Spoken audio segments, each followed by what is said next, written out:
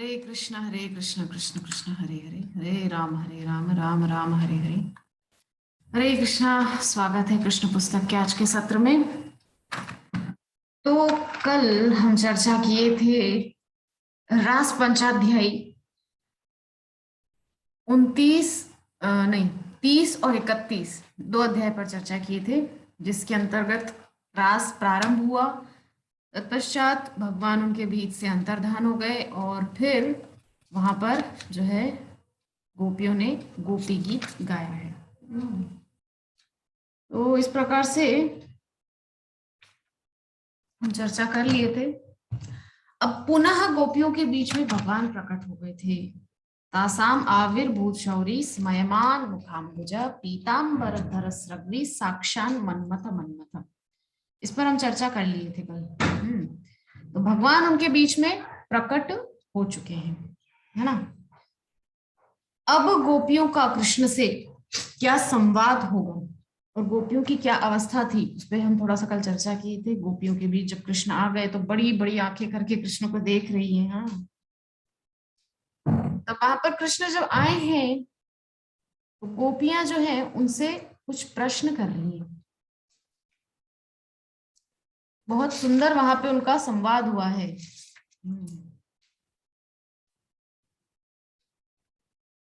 उससे पहले गोपियां जो है, कोई क्या कर रही है, कोई कृष्ण को बहुत प्रेम से जो है उनके चरणों को सहला रही है, कोई ने उनके दोनों हाथ पकड़ लिए। कोई गोपी उनके वक्षस्थल पे अपना सिर लगा करके आनंद पा रही कि देखो हमारे प्रिय फिर से आ गए। कोई उनको चंदन लेप कर रही है, कोई उनके कंधे पर सिर रख करके जो है विश्राम की अनुभूति कर रही है। कोई उनको जो है तांबूल यानी कि बीड़ी, पान का बीड़ा बना कर दे रही है, और कोई उनका चबाया हुआ पान पा रही है। कोई अपने स्तनों पर उनके चरणों को धारण कर रही है। इस प्रकार से वहां पर गोपियों की क्रियाएं चल रही हैं। प्रेम की उनकी जो अवस्था है वो इतनी मतलब उच्च अवस्था है कि हम उसको नहीं समझ सकते। कोई कोई गोपी केवल उनको निहार रही, घूर रही है उनको कि देखो पहले रास के लिए बुलाया, रास किया, बीच में से अंतर्धान हो गए और हमको इतना कष्ट दिया। और कोई कोई कृष्ण को बड़ा क्या कहना चाहिए, सत्कार कर रही है कि वापस आ गए, देखो इतनी अच्छी बात है। इस प्रकार से गोपियों की सब क्रियाएं चल रही है वहां पर। और हम चर्चा कर रहे हैं 32वें अध्याय पे। रास पंचाध्यायी का ये जो है 32वां अध्याय है। गोपियां जो है, जो कृष्ण ने उनके अंदर जो है काम भावना को जगा दिया था, और उनको देख रहे हैं कृष्ण मुस्कुराते हुए। बहुत सुंदर गोपियों को वो अनुभव प्राप्त हो रहा है। कोई गोपी हाथ पकड़ रही है, कोई उनकी गोदी में सिर रख करके जो है वहां पर। इस प्रकार से गोपियों का प्रेम वहां प्रकट हो रहा है। तब गोपियों ने एक प्रश्न कृष्ण से कर दिया है। क्या? श्री गोप्य ऊचु, दशम स्कंद के 32वें अध्याय का 16वां श्लोक है। गोप्य ऊचु कि भजतो नु भजन्ति एक एतद विपर्ययम नो भयांश भजन्ति एक एतन्नो ब्रूहि साधु भो। कृष्ण को साधु महात्मा कह के बुला रही है। महात्मा जी, कि कुछ लोग प्रेम का आदान प्रदान करते हैं। Some people reciprocate the affection only of those who are affectionate. कुछ लोग उनके प्रति प्रेम का आदान प्रदान करते हैं जो उनसे प्रेम, जिनसे उनका प्रेम हो, बस। मतलब हम किसी से प्रेम का आदान प्रदान कर रहे हैं उसी से जिससे हमारा आपस में प्रेम है। जो उनसे प्रेम करता है, कुछ लोग केवल उन्हीं से प्रेम का आदान प्रदान करते हैं। और कुछ कैसे होते हैं, ऐसे भी होते हैं कि कोई उनसे सामने वाला प्रेम ना भी करे तो भी उससे प्रेम करते हैं। और कुछ होते हैं कि किसी से प्रेम का जो है दिखाते ही नहीं है प्रेम, किसी से उनका प्रेम होता ही नहीं है, किसी में उनका ध्यान होता ही नहीं है। परमहंस, फूलों की माला डाल दो तो भी कोई खुशी नहीं होती, 2 मुट्ठी उनके ऊपर बालू फेंक दो तो गुस्सा नहीं होते, 4 गालियां सुना दो तो उनको फर्क नहीं पड़ता, स्तुति सुना दो उससे कोई फर्क नहीं पड़ता। उसको कहते हैं परमहंस। उनकी कोई भी क्रिया जो है उनको किसी भी चीज से फर्क नहीं पड़ता।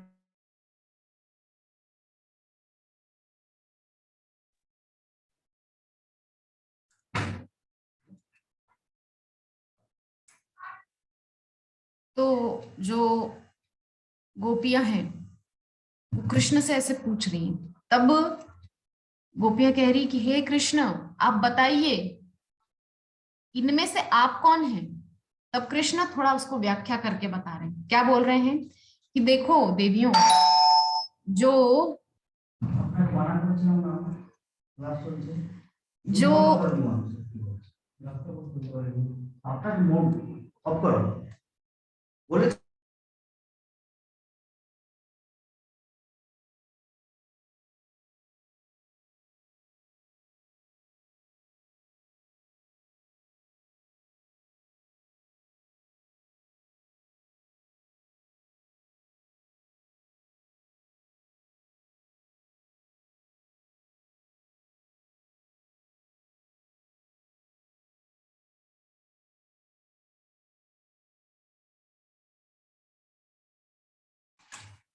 हरे कृष्ण कृष्ण कृष्ण हरे हरे, हरे राम राम राम हरे हरे।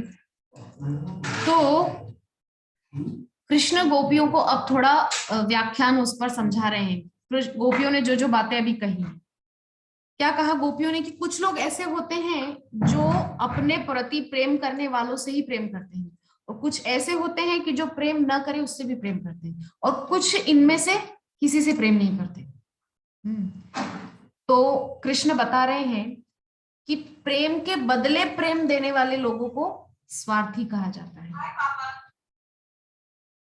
और प्रेम न करने वाले को भी जो प्रेम करे वो होते हैं माता पिता और गुरु। संतान शिष्य बदले में प्रेम ना भी दे तो भी वो अपनी तरफ से अपना पूरा जो है जिम्मेदारी, अपना उत्तरदायित्व निभाते हैं। और तीसरे जो है वो परमहंस हैं देवियों। उनको ना तो किसी की स्तुति से फर्क पड़ता है, ना कोई गाली उनको दे दे उससे उनको फर्क पड़ता है, वो परमहंस स्थिति के होते हैं। तब आगे भगवान कह रहे हैं मिथो भजन्ति ये सख्य स्वार्थै कांतोद्यमा हिते न तत्र सौहृदम धर्म स्वार्थार्थम तद्धि नान्यथा। कि जो इस प्रकार से मैंने अभी जैसे बताया कि जो इस प्रकार से प्रेम का आदान प्रदान करते हैं, मतलब जहां प्रेम है वही प्रेम देते हैं, वो स्वार्थी होते हैं। उनके बीच में कोई मतलब दिल हृदय का संबंध नहीं होता, वो स्वार्थ का संबंध है। और इस प्रकार से जो भजन भजन्त्यो भजतो ये वही करुणा पितरो यथा धर्मो निरपवादोत्र सौहृदम च सुमध्यमा। अब यहाँ पितरो जैसे माता पिता, बदले में संतान प्रेम न भी करे, लेकिन माता पिता का तो धर्म है संतान को प्रेम करना। भजतोपि न वै कैचिद भजन्त्य भजता कुतः आत्माराम ह्याप्त कामा अकृतज्ञा गुरुद्रोह। तो 3 चीजें गोपियों ने कही थी कि एक वो लोग जो बदले में प्रेम जो करे उसी को प्रेम देते हैं। यदि मुझसे कोई प्रेम करता है तो मैं उसी को प्रेम करूं, वो वाली है एक। गोपियों ने एक स्थिति वो बोली थी, वो है स्वार्थी।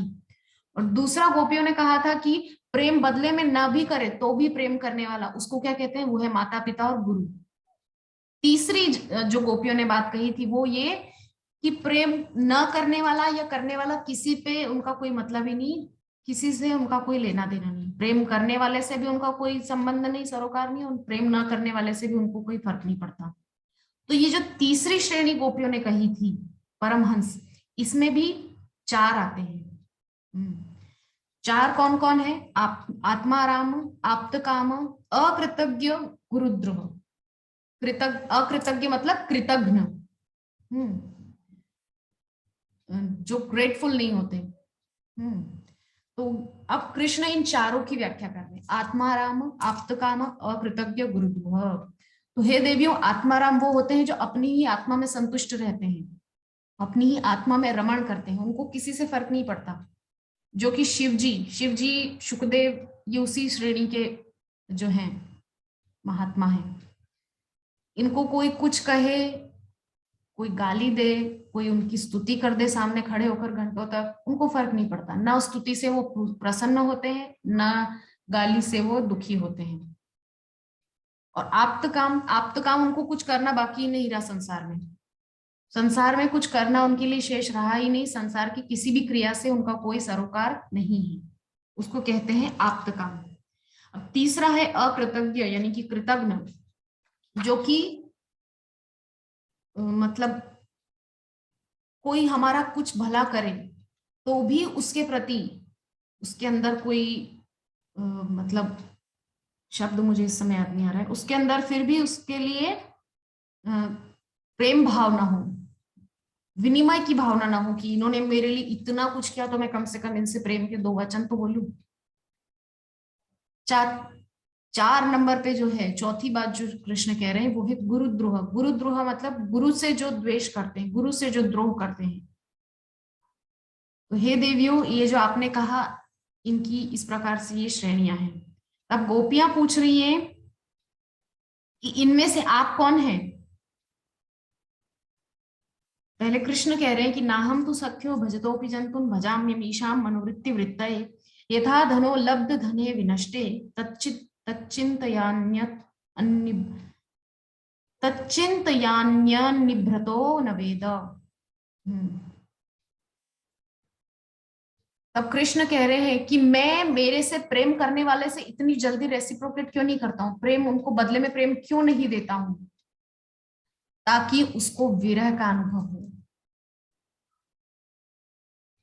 कृष्ण कह रहे हैं कि मैं इसीलिए तुरंत उनके प्रेम का उत्तर प्रेम से नहीं देता हूं, क्योंकि उनको थोड़ा पता तो चले, अहमियत तो पता चले कि भगवान है, कोई साधारण मनुष्य नहीं संसार का। भगवान से प्रेम कर रहे हो तो थोड़ा तो उसको सहन करो, उस विरह को सहन करो। जब किसी व्यक्ति का अपार धन, करोड़ों की संपत्ति हो और वो करोड़ों की संपत्ति उसकी एक क्षण में नष्ट हो जाए तो उसकी क्या अवस्था होती है। और यहां कह रहे हैं कि यथा धनो लब्ध धने विनष्टे। अधनो, किसी का बहुत बड़ी संपत्ति नष्ट हो जाए और वो गई हुई संपत्ति उसको पुनः प्राप्त हो जाए तो उसको उसकी कैसी अवस्था होती है, उसका कितना आनंद होता है उसको। और जब उसका धन नष्ट हो जाता है तो क्या होता है, उसी के विषय में सोचता रहता है, तच्चिंतयान, उसी के विषय में सोचता रहता है, अरे मेरा धन नष्ट हो गया, अरे मेरा धन नष्ट हो गया। तो जब तक मेरा भक्त ऐसी अवस्था को प्राप्त नहीं होता, मैं उसके सामने प्रकट नहीं होता। तो जैसा कि आप लोगों को अनुभव हुआ, आपका धन हूं मैं, और जब मैं आपके बीच में से अप्रकट हुआ तो आप लोगों की अवस्था कैसी हो गई, आप मेरा ही चिंतन करने लगी, सब समय आपको मेरा ही ध्यान रहने लगा। आप सब जगह ढूंढ रही हैं लेकिन पूछ रही हैं मेरे विषय में। जड़ चेतन से भी आप मेरी ही बातें कर रही, मेरी लीलाओं का अनुकरण किया, मेरे लिए आपने गीत गाया, मेरे लिए आपने रुदन किया। तो तच्चिंतयान्य निभृतो न वेद। आपकी अवस्था कैसी हो गई गोपियों, आप मेरे ही विषय में चिंतन करने लगी। गीता में भी भगवान बोल रहे हैं कि मन मना भव मद भक्तो मदयाजी माम नमस्कुरु, मेरा ही चिंतन करो। कृष्ण कब प्रकट होते हैं, गोपियों का क्रोध था ना कि ऐसे कहाँ चले गए थे हमारे बीच में से, तो कृष्ण इस सब के द्वारा उनको समझा रहे हैं कि देवियों, जब किसी का बहुत बड़ा संपत्ति धन नष्ट हो जाए, तो वो क्या करता है, उसी के विषय में सोचता है, सोचता है, सोचता है। तो आपका धन मैं हूं, और मैं जब आपके बीच में से गया तो आप मेरा ही चिंतन करने लगी, और जब ऐसी अवस्था आ जाती है भक्त की, तब मैं उसके सामने प्रकट होता हूं, ऐसे नहीं। गोपियों को कृष्ण की ये बात सुन करके बहुत सांत्वना मिला है। तत्पश्चात पुनः गोपियों का कृष्ण के साथ महारास, अभी तक क्या था, रास, अब है महारास, क्योंकि बीच में से जो अहंकार था उसको कृष्ण ने समाप्त कर दिया, अब महारास होगा। तो अब वहां पे महारास, तत्रारभत गोविंदो रास क्रीड़ा मनुव्रतई श्री रत्नैरन्वितः प्रीते रन्योन्य बद्ध बाहुभी। वहां पे रासोत्सव संप्रवृत्तो गोपी मंडल मंडितः योगेश्वरेण कृष्णेन तासां मध्ये द्वयोर्द्वयोः। दो दो गोपियों के बीच में एक एक कृष्ण, दो दो गोपियों के बीच में एक एक कृष्ण, इस प्रकार से वहां पे महारास शुरू हुआ है। प्रविष्टेन गृहीतानां कंठे स्वनिकटम श्रियः। तो वहां पे गोपियों का महारास लीला जो है शुरू हुआ है, ठीक है, कृष्ण के साथ में। अब यहाँ पर जो देवलोक के जो नर नारी हैं, वे सब जो है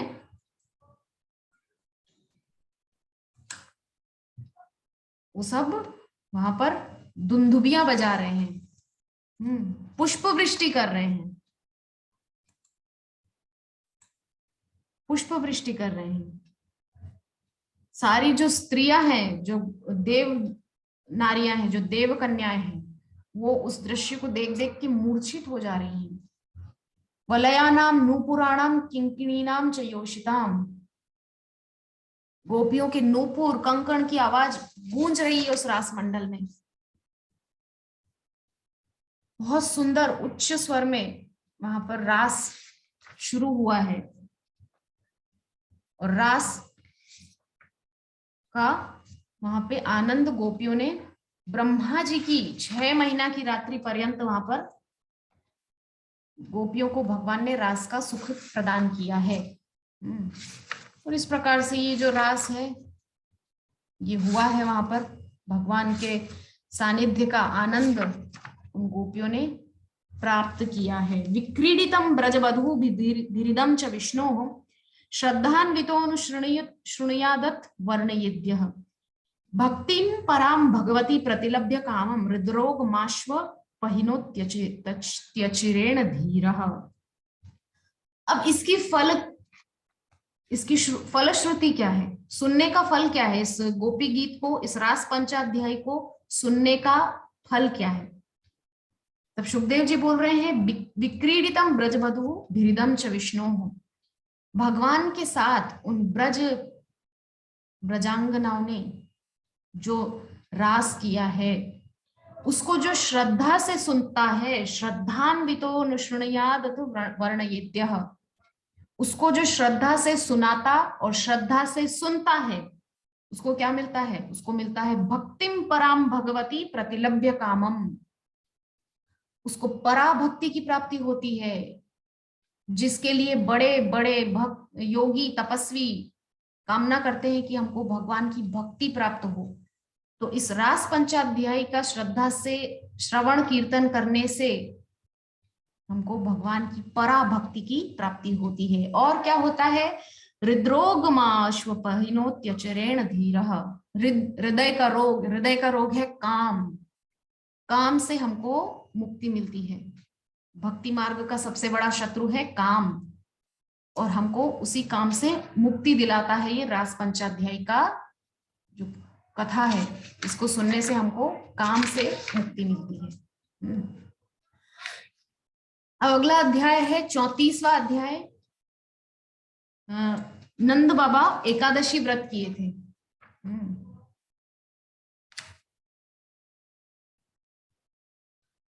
नंद महाराज एकादशी व्रत किए थे, और वहां पर शंखचूड़ नाम का एक दैत्य आया है, जिसका संहार भगवान किए हैं।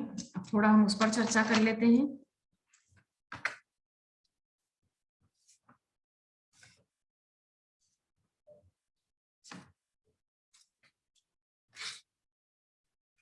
हरे कृष्ण कृष्ण कृष्ण हरे हरे। 29, 30, 31, 32, 33। थोड़ा सा हम चर्चा करें कि रास जो है वो कितना समय चला था। तो श्रील विश्वनाथ चक्रवर्ती ठाकुर ने इंगित किया है कि भगवत गीता के अनुसार ब्रह्मा के दिन तथा ब्रह्मा की रात 43 लाख गुणित 1000 सौर वर्ष के तुल्य होते हैं।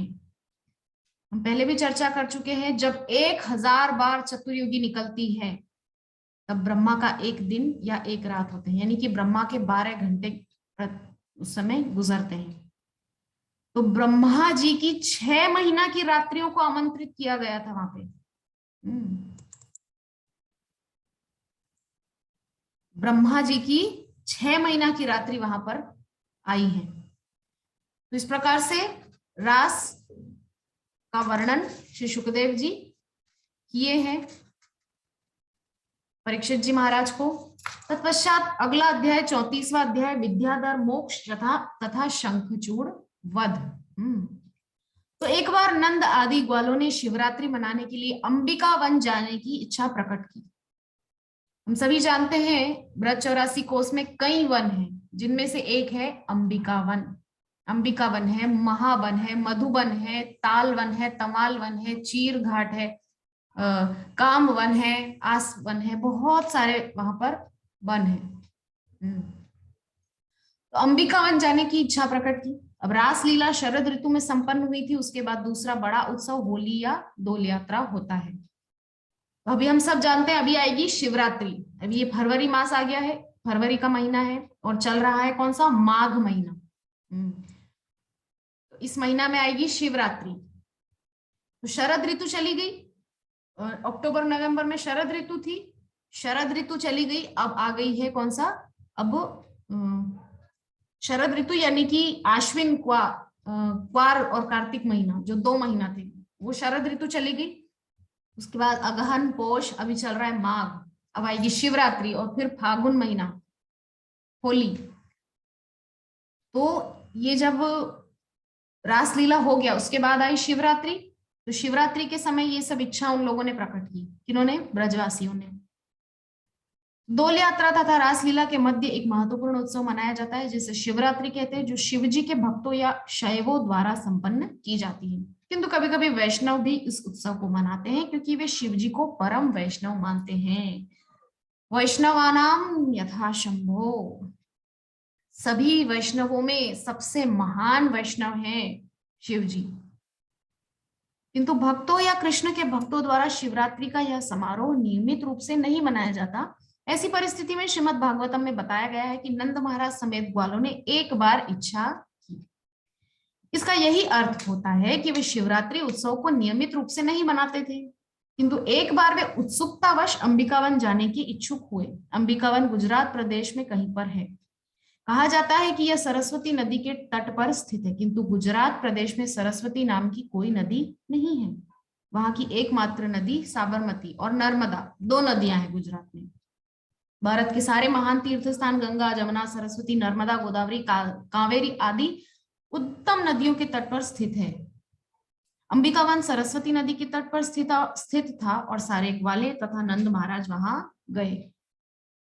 ठीक है, वहां पर उन्होंने शिव जी और माता अंबिका की मूर्तियां बना करके विधि विधान से पूजा की, सब जो है वहां पर उन्होंने किया। तो अंबिका जो है हम सभी जानते हैं शिव जी की भार्या है, शिव जी की पत्नी है और परम पतिव्रता नारी है वे। वे अपने पति से अलग नहीं रहती हैं, रह सकती ही नहीं। तो सरस्वती नदी में उन लोगों ने स्नान किया है। और यदि कोई किसी तीर्थ स्थान पर जाता है तो उसका पहला कर्तव्य है कि वह स्नान करे। हम जहां रहते हैं इस जगह का नाम है मायापुर धाम और यहाँ पर है गंगा मैया। तो जो भी यहाँ आते हैं मुख्य रूप से वो गंगा स्नान तो करते ही हैं। और कभी कभी लोग अपना सिर मुंडाते हैं। वैसे ये पद्धति तिरुपति बालाजी में बहुत प्रसिद्ध है, हम सभी जानते हैं। तिरुपति बालाजी में जो जाते हैं भक्त, जो मन्नत इस प्रकार से रखते हैं, जो जिनकी ऐसी मान्यता है कि वहां केश देने से जो है हमारा भार जो है, पाप का भार है, वो कम हो जाता है। तो स्नान के बाद उन्होंने पूजा अर्चन दान वगैरह सब कुछ किया, जो भी उनको करना चाहिए था वहां पर वो सब किए। तो वैदिक प्रथा के अनुसार दान ब्राह्मणों को दिया जाता है। वैदिक शास्त्रों में कहा गया कि केवल ब्राह्मण तथा सन्यासी ही दान ग्रहण कर सकते हैं। वृंदावन के ग्वालों ने ब्राह्मणों को स्वर्णाभूषणों तथा सुंदर हारों से सज्जित गौएं दान की। यहाँ पर श्रील प्रभुपाद ने ब्राह्मण शब्द का उपयोग किया है।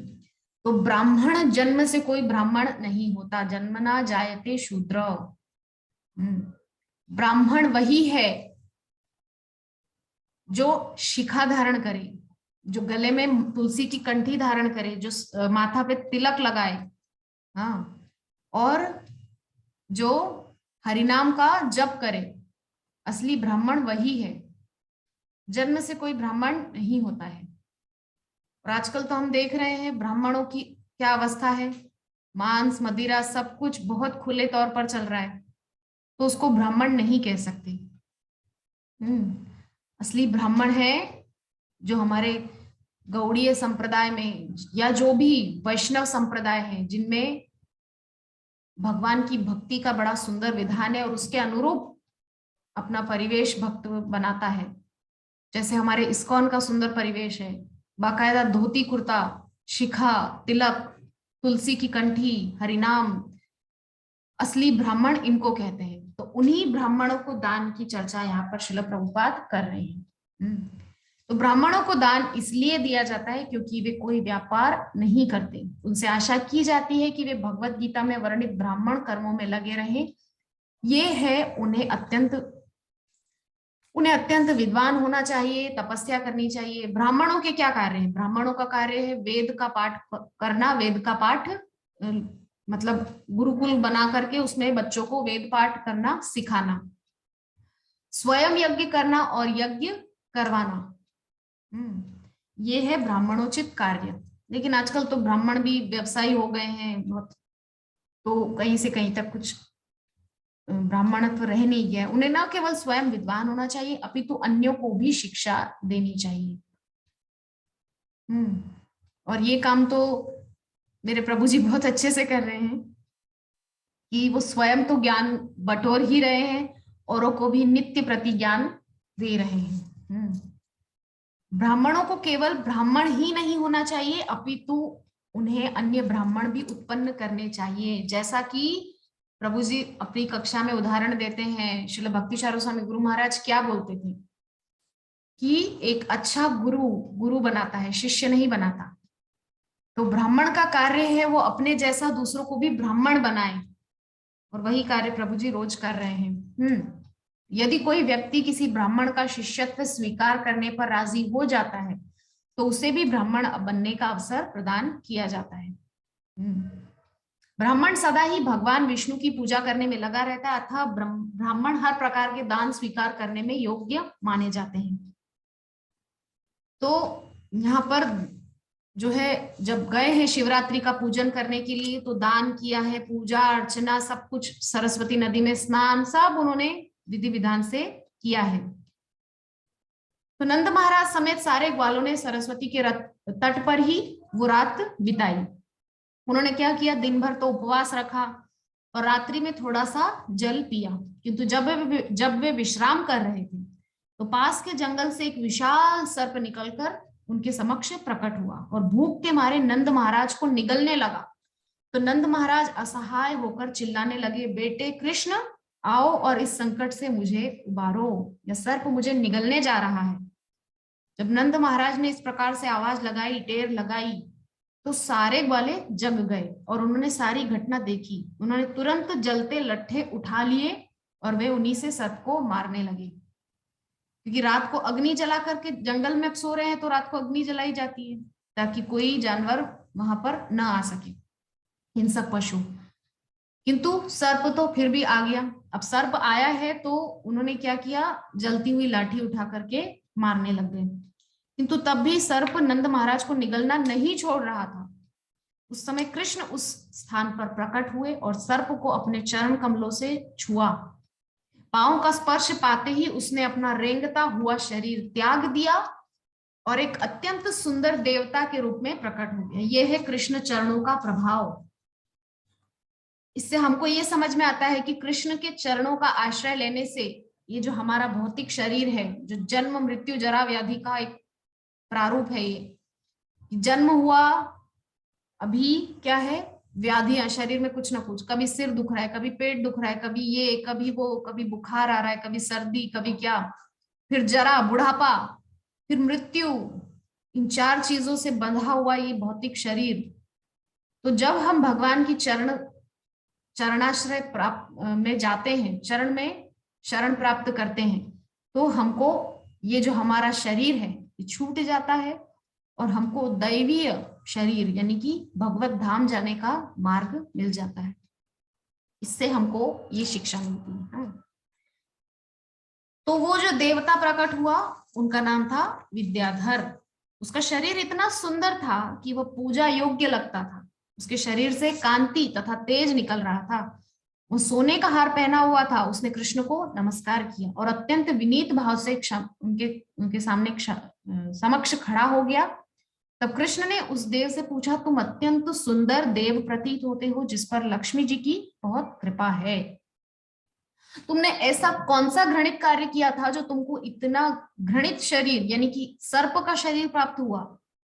तब उस देव ने अपने पूर्व जन्म की सारी कहानी वहां पे सुनाई कि अपने पूर्व जन्म में मेरा नाम विद्याधर था और मैं सारे संसार में अपनी सुंदरता के लिए विख्यात था।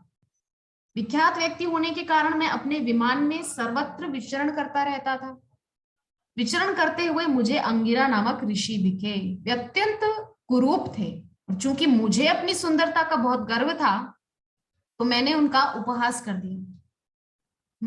इसी पाप कर्म के कारण मुझे ऋषि ने सर्प का शरीर प्राप्त होने का शाप दे दिया। तो यहाँ ध्यान देने योग्य जो बात है वो ये है कि कृष्ण की कृपा के पहले मनुष्य सदैव प्रकृति के गुणों के अधीन रहता है। जब तक हम कृष्ण के चरणों का आश्रय नहीं लेते तब तक हम प्रकृति के तीनों गुणों से बंधे हुए हैं, सतोगुण, रजोगुण, तमोगुण। जिस दिन हम कृष्ण के चरणों का आश्रय प्राप्त कर लेते हैं उस दिन से ही त्रिगुणात्मिका ये जो प्रकृति है उसके बंधन से हम छूट जाते हैं। चाहे हमारा कितना भी अच्छा कुल में जन्म हुआ हो, ब्राह्मण ही क्यों ना हो, लेकिन जब तक कृष्ण के चरणों का आश्रय नहीं लेंगे ब्राह्मणत्व भी। श्री प्रहलाद जी महाराज जब नृसिंह भगवान की गोद में बैठे हुए थे तो नृसिंह भगवान से जब उनका वार्तालाप चल रहा था तब वो क्या कह रहे हैं कि ब्रह्मादय सुरगुणा मुनयोथ सिद्धा सत्वैकतान मतयो, श्लोक पूरा उस समय याद नहीं आ रहा है, कि जो सुख आपने ब्रह्मा को नहीं दिया, लक्ष्मी को नहीं दिया, शिव जी को नहीं दिया, वो मुझे मिल रहा है। आपकी गोद में बैठा हूं, आप मुझे जीभ से चाट रहे हैं, थोड़ी में उंगली लगा के बच्चे की तरह अल्ले ले ले ऐसा कर रहे हैं आप मुझे, हाँ, सिर पे हाथ फेर रहे हैं। तब आगे कह रहे हैं श्री प्रहलाद जी महाराज की ब्रह्मा द्विषट युत गुणा दरबिंद नाबाद पादार बिंद विमुखा स्वपचम वरिष्ठम, कि ब्राह्मण 12 गुणों से युक्त ब्राह्मण ही क्यों ना हो, विप्रा द्विषट गुणयुता दरबिंद नाभ, द्विषट यानी कि 12, 6 दूनी 12, 12 गुणों से युक्त कोई ब्राह्मण ही क्यों ना हो, पादार बिंद विमुखा स्वपचम वरिष्ठम। अगर भगवान के पादार बिंदों से वो विमुख है तो उसका 12 गुणों से युक्त ब्राह्मण होना भी व्यर्थ है, किसी काम का नहीं, बेकार है। उसका ब्राह्मणत्व बिल्कुल व्यर्थ है, किसी काम का नहीं उसका ब्राह्मणत्व। भगवान के पादार बिंद से विमुख है, भले ही उसके अंदर ब्राह्मणों के 12 गुण हैं, शम, दम, तप, पवित्रता, शौच, तितिक्षा, प्रश्रय, और भी बहुत सारे गुण होते हैं ब्राह्मणों के, 12 गुण होते हैं। अगर ब्राह्मण में ये 12 के 12 गुण है और वो एक श्रेष्ठ ब्राह्मण है, किंतु भगवान के चरणों में प्रीति नहीं है, जैसा कि महाप्रभु के समय में जो वो तथाकथित ब्राह्मण थे नवद्वीप के, वो क्या करते थे, 12 गुणों से युक्त ब्राह्मण थे वे सभी, रोज त्रिकाल संध्या करना और सभी उनके अंदर गुण थे, किंतु भगवान के चरणों से दूर कर्मकांड में लिप्त थे, तो उनका ब्राह्मणत्व भी व्यर्थ है। लेकिन आगे प्रहलाद जी महाराज नृसिंहदेव से कह रहे हैं कि पादारविंद विमुखा स्वपचम वरिष्ठम, स्वपच कुल में जन्म लेने वाला भी वरिष्ठ बन जाता है, भक्त बन जाता है आपका। कैसे? भले ही वो कुत्ते का मांस पका के खाता हो, स्वपच कुल में जन्म हुआ हो, चांडाल कुल में जन्म हुआ हो, किंतु यदि आपके चरणों में उसकी प्रीति है, यदि उसका मन आपके चरणों में लगा है, तो उसका स्वपच कुल में जन्म लेना भी उतना मायने नहीं रखता। मायने रखता है कि उसका आपके चरणों में प्रेम है, भले ही वो कुत्ते का मांस पका के खाता हो, चांडाल हो। पादारविंद विमुखा स्वपचम वरिष्ठम। श्रील प्रभुपाद यहाँ पर हमको यही समझाना चाह रहे हैं कि कृष्ण की कृपा से पहले, भले ही हमको कितना भी अच्छा शरीर पहले मिला हो, लेकिन जब तक कृष्ण की कृपा का हम अनुभव नहीं करेंगे, और कृष्ण की कृपा, बहुत से लोग बोलते हैं, जो हमारा हिंदी टॉक शो है उसमें भी प्रश्न आता है कि हमारे ऊपर तो भगवान की कृपा ही नहीं है, हम भक्ति कैसे करें? भगवान की कृपा को कोई आपने माप तोल कर देखा है क्या? कोई पैरामीटर है उसका, या कोई मेजरमेंट उसको किया है आपने, जो आप बोल रहे हैं कि हमको भगवान की कृपा का अनुभव नहीं होता? भगवान की कृपा को अनुभव करने का एक ही साधन है। मान लीजिए आपके घर, आप जहां रहते हैं वहां पर बहुत बारिश हो रही है, आपने अपने घर में 15 लीटर का ड्रम था, ले जाकर के बाहर बारिश में लगा दिया, लो सब पानी में भर जाएगा 15 लीटर। पड़ोसी के पास 50 लीटर का ड्रम था, उसने 50 लीटर का ड्रम लगा दिया, तो उसको 50 लीटर पानी मिलेगा, आपको 15 लीटर मिलेगा। तो भगवान की कृपा भी निरंतर बरस रही है, हमारी पात्रता कितनी है उस पर निर्भर करता है। हमारा पात्र कितना बड़ा है भगवान की कृपा को समेटने के लिए। हमारा पात्र अगर बहुत बड़ा है, अगर हमारा पात्र 50 लीटर का है, तो हम भगवान की कृपा 50 लीटर प्राप्त करेंगे। किंतु यदि हमारा पात्र मात्र 15 लीटर का है, तो केवल हम 15 लीटर ही कृपा प्राप्त कर पाएंगे। इसीलिए बात पात्रता की है। और हम पात्र कैसे बनेंगे? हम पात्र बनेंगे भागवतम सुन के, भगवान की लीलाओं को सुन के, भगवान के भक्तों की लीलाओं को सुन के। क्योंकि भगवान की जो कथाएं हैं वो अपार सागर है, और भगवान की कथा को जो अपने कर्ण रंध्रों से उतारता हुआ अपने हृदय में ले जाता है, उस व्यक्ति का हृदय जो होता है वो निर्मल हो जाता है। और वो बन जाता है पात्र, क्योंकि निर्मल बन जाता है, शुद्ध हो जाता है, तो उसको पात्रता प्राप्त हो जाती है। अब पात्रता प्राप्त हो जाती है तो होती है भगवान की कृपा, और भगवान की कृपा होती है तो उसको और ज्यादा वैष्णवों की संगत मिलती है। इसमें मैं अपना ही जीवन का उदाहरण देती हूँ। जब मैं अपने माता पिता के घर में थी, मुझे उतना सौभाग्य नहीं मिलता था कि मैं नित्य मंदिर जा सकूं, माला जप सकूं वगैरह, ये सब मुझे सुविधा उस समय उपलब्ध नहीं थी। लेकिन मेरे अंदर उत्कंठा थी, काश मुझे भी ऐसा जीवन जीने को मिले, भक्तिमय जीवन जीने को मिले। मैं रोज मंदिर जाऊं, रोज मैं जो है माला पे जप करूं, भगवान का जो है पूजा करूं, जप करूं और भागवतम का अध्ययन करूं।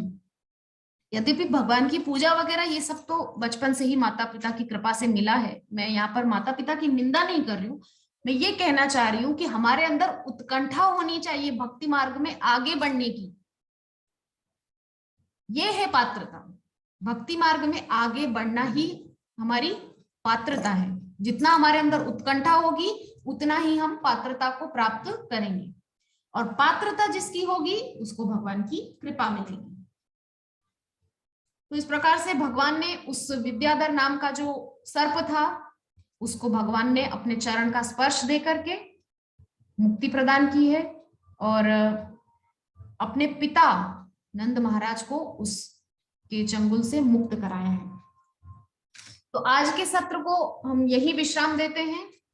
कल पुनः आपके सामने प्रस्तुत होंगे। इसी अध्याय का और भी कुछ बाकी है, लगभग 3-4 पेज और हैं। तो कल के सत्र में ये अध्याय हमारा पूरा हो जाएगा, 34वां अध्याय, जिसका नाम है विद्याधर मोक्ष तथा शंखचूड़ वध। तो कल हम इस अध्याय को पूरा करेंगे। आज इस सत्र को यहीं विश्राम देते हैं। हरे कृष्णा। हरे कृष्णा। आप लोग जो भी यहाँ पर उपस्थित हैं, जो मुझे सुन पा रहे हैं, यदि आप में से किसी का कोई प्रश्न जिज्ञासा है तो आप अनम्यूट करके प्रश्न कर सकते हैं। हरे कृष्णा।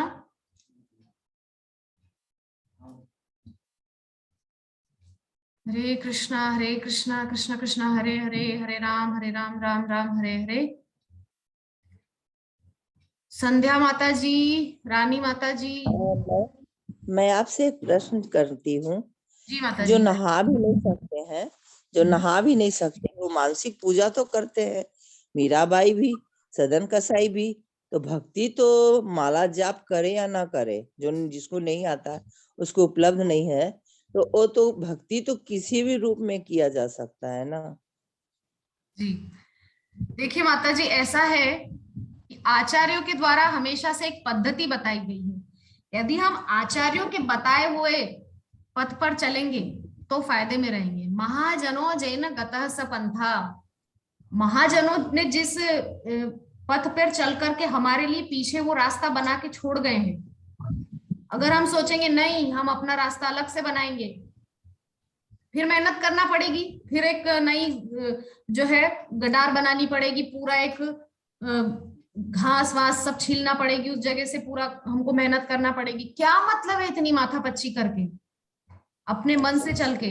हमको करना है क्या है, आचार्यों ने सीधा साधा बता दिया है, माला पे जप करो, संख्या नाम जो है उससे जप करना, आचार्यों ने हमको पद्धति दी है। वृंदावन में गई थी, सॉरी मैं एक बात पूछना चाहती हूँ। वृंदावन में गई थी तो वहाँ का एक पुजारी ने, वहाँ के जो रहने वाले हैं, वो बोले कि प्रभु को ना, भगवान को किसी बंधन अगिनती में नहीं बांधने का है, अनंत और अविनाशी है। जी देखिए माता जी, आप अगर वृंदावन के आचार्यों की बात करेंगे तो वहां मैं इतना ही कहूंगी कि यदि आप इस्कॉन के, अगर आप हमारे गौड़ीय संप्रदाय के नियम के अनुसार चलना चाहते हैं तो आपको माला पे ही जप करना होगा, संख्या पूर्वक जप। उसको क्या बोलते हैं? संख्या पूर्वक जप ना, संख्या पूर्वक जप उसको कहा जाता है। और ये हमारे आचार्यों के द्वारा बताई गई पद्धति है, इसमें कोई मनगढ़ंत नहीं है।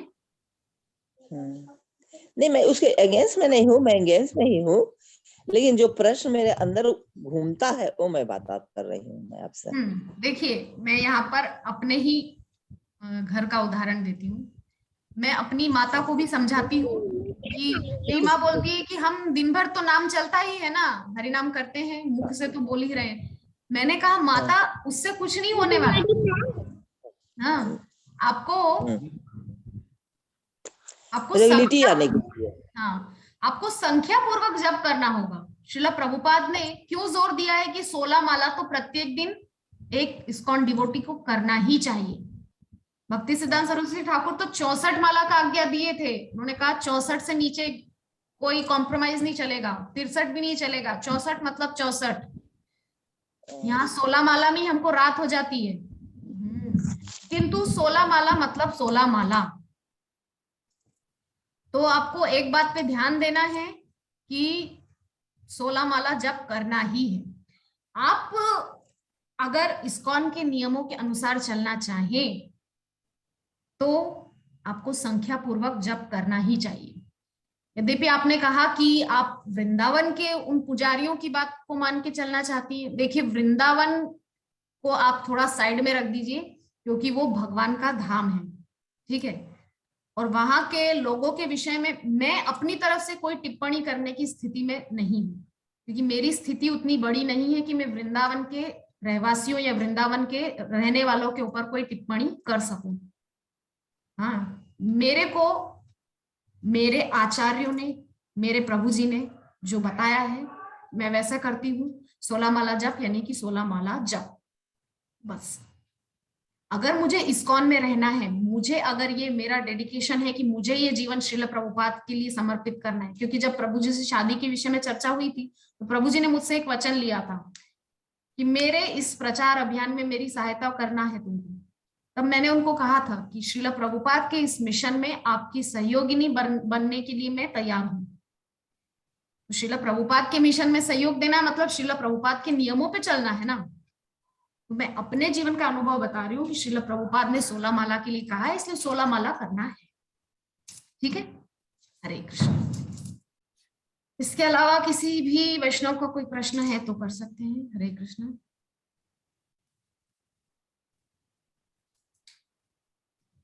यदि कोई प्रश्न नहीं है तो हम यही विश्राम करेंगे। हरे कृष्णा माता जी।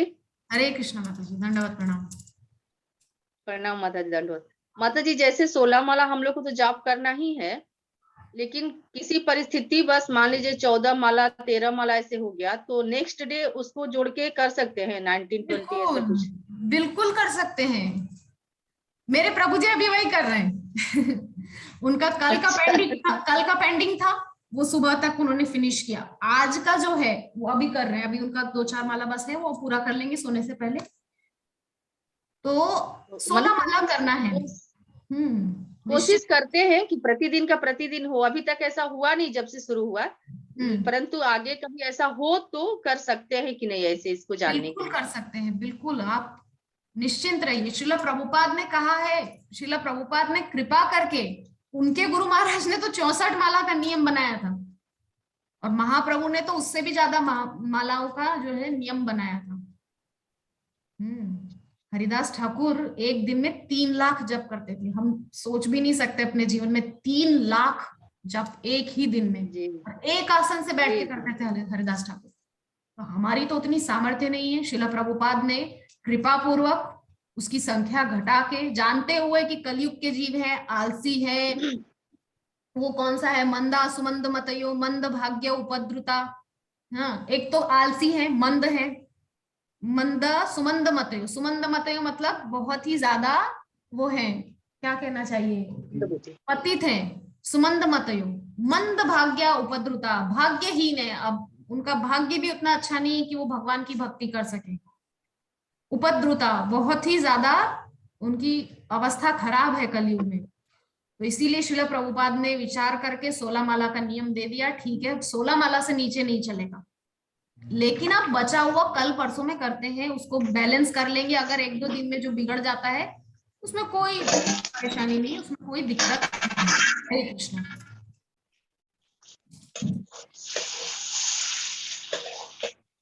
ठीक है माता जी। माता जी संतुष्ट है आप? हरे कृष्णा। उत्तम प्रभु जी, आपको कोई प्रश्न है? ये जो मैंने भेजा है इसको ओके कर दीजिए अब, अगर कुछ बोलना चाहते हैं तो।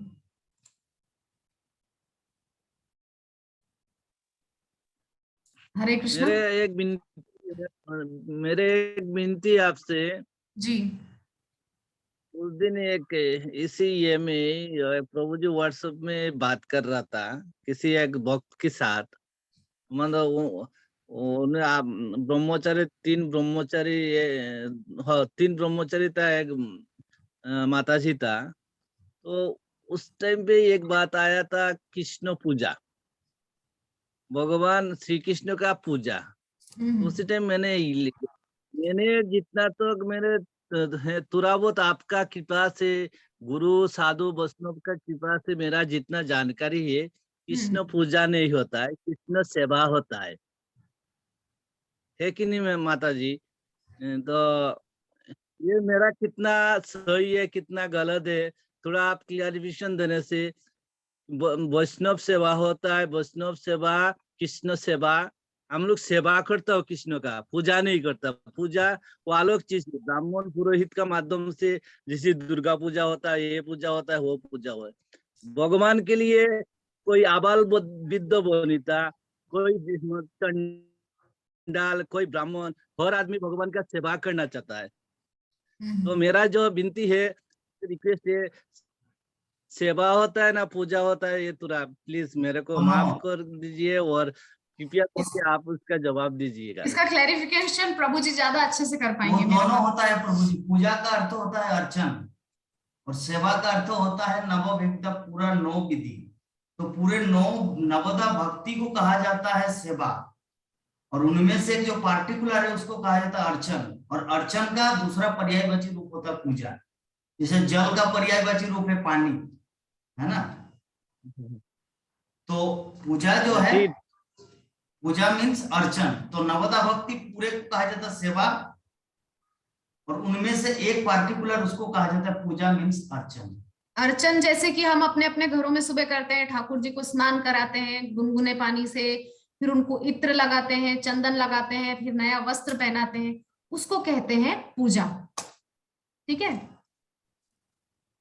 ठीक है प्रभु जी। ठीक है माता जी, दंडवत प्रणाम। दंडवत प्रणाम। ठीक है, तो इसके अलावा किसी का कोई प्रश्न नहीं है? ठीक है, आज हम इस कथा को यही विश्राम देते हैं। वांछा कल्पतरुभ्यश्च कृपा सिंधुभ्य एव च पतितानां पावनेभ्यो वैष्णवेभ्यो नमो नमः। हरे कृष्णा कृष्ण कृष्ण हरे हरे, हरे राम राम राम हरे हरे। ग्रंथराज श्रीमद् भागवतम महापुराण की जय। जगत गुरु श्रील प्रभुपाद की जय। निताई गौर सीतानंद हरि हरि बोल। हरि हरि बोल, हरि हरि बोल, हरि हरि।